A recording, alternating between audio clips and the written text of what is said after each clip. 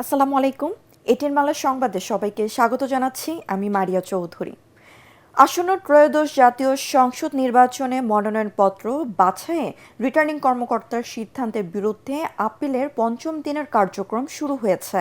বুধবার সকাল 10:20 রাজধানীর আগারগাঁও নির্বাচন ভবনের অডিটোরিয়ামে এই আপিল শুনানি শুরু হয়। আজ আপিল নম্বর 281 থেকে 380 পর্যন্ত মোট 100টি আপিলের শুনানি অনুষ্ঠিত হবে। আপিল শুনানি চলবে বিকাল 5টা পর্যন্ত। এর আগে গত 4 দিনে 280টি আপিল শুনানি হয়েছে। প্রথম দিনে 52টি, দ্বিতীয় দিনে 57টি, তৃতীয় দিনে 40টি এবং চতুর্থ দিনে 53টি আপিল মঞ্জুর হয়েছে। আপিল শুনানি চলবে 18 জানুয়ারি পর্যন্ত।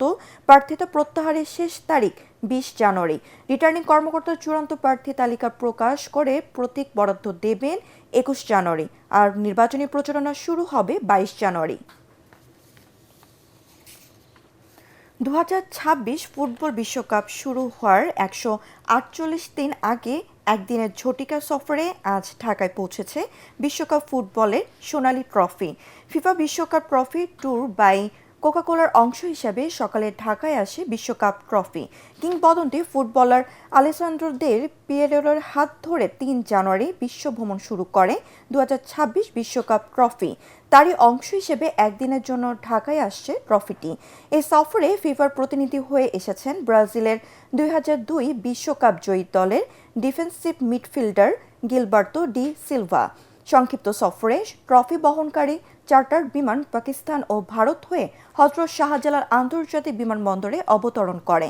ট্রফি গ্রহণ করে বাংলাদেশ ফুটবল ফেডারেশন বাফুফের সভাপতি তাবিদ আওয়াল। এরপর ট্রফিটি রাখা হবে হোটেল রেডিসন ব্লুতে। তবে শুধু কোকাকোলার আন্ডার দ্য ক্যাপ ক্যাম্পেইনে নির্দিষ্ট বিজয়ীরাই বিকালে ট্রফি দেখার এবং ছবি তোলার সুযোগ পাবেন। সন্ধ্যার পর বাংলাদেশ ছাড়বে ফুটবলের সবচেয়ে বড় মহাযজ্ঞের এই ট্রফি। আগামী 11 জুন মেক্সিকোর আজতেকা স্টেডিয়ামে হবে বিশ্বকাপের উদ্বোধনী অনুষ্ঠান। মেক্সিকো ছাড়াও এবারে বিশ্বকাপের আয়োজক কানাডা ও যুক্তরাষ্ট্র।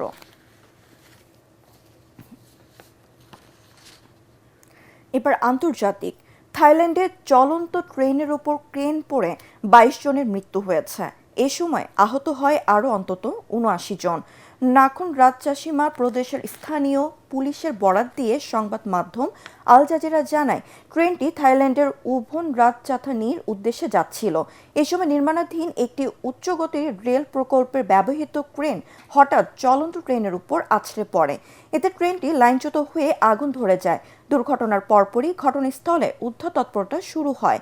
পুলিশ জানিয়েছে, আগুন দ্রুত নিয়ন্ত্রণে আনা হয়েছে এবং উদ্ধার অভিযান চলছে। ধ্বংসস্তূপের ভিতরে আটকে পড়া যাত্রীদের বের করতে কাজ করছেন উদ্ধারকর্মীরা। To the accident site at the moment, and from what we can understand, 200 people on this early morning train. ইরানে গত 2 সপ্তাহ ধরে চলা বিক্ষোভে প্রায় 12,000 মানুষ নিহত হয়েছেন। এই সংখ্যা 20,000ও হতে পারে বলে আশঙ্কা করা হচ্ছে। স্থানীয় সময় বুধবার মার্কিন সংবাদ মাধ্যম সিবিএস নিউজ জানিয়েছে, বহির্বিশ্বে যে হতাহতের সংখ্যা শোনা যাচ্ছিল সে তুলনায় প্রকৃত সংখ্যা অনেক বেশি।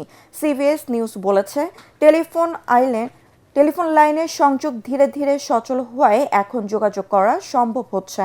গত কয়েকদিনের বিক্ষোভে অন্তত 12,000 মানুষের প্রাণ গেছে। তবে এ সংখ্যা 20,000 হওয়ার আশঙ্কা আছে। নিরাপত্তা বাহিনী বিভিন্ন হাসপাতালে গিয়ে তল্লাশি চালাচ্ছে। তারা আহতদের পরিচয় সহ অন্যান্য তথ্য সংগ্রহ করছে। খেলার খবর। ডিপোর্টিভো লা কোরুনাকে একমাত্র গোলে পরাজিত করে স্প্যানিশ কোপা ডেল রের কোয়ার্টার ফাইনালে উঠল অ্যাটলেটিকো মাদ্রিদ। লা কোরুনার মাঠে ফেভারিট হিসেবে খেলতে নামে দিয়েগো সিমিওনের দল। একের পর এক আক্রমণে তারা ব্যতিব্যস্ত করে তোলে দ্বিতীয় বিভাগের দল লা কোরুনাকে। কিন্তু প্রথমার্ধে গোলের দেখা পায়নি অ্যাটলেটিকো।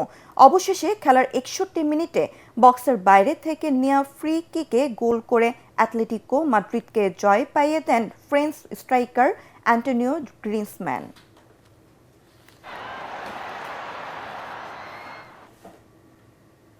পরবর্তী সংবাদ দেখার আমন্ত্রণ জানিয়ে এখনকার মতো শেষ করছি। এটিএন বাংলা সংবাদ ইউটিউবে দেখতে ব্রাউজ করুন youtube/ATN Bangla News। ধন্যবাদ সবাইকে।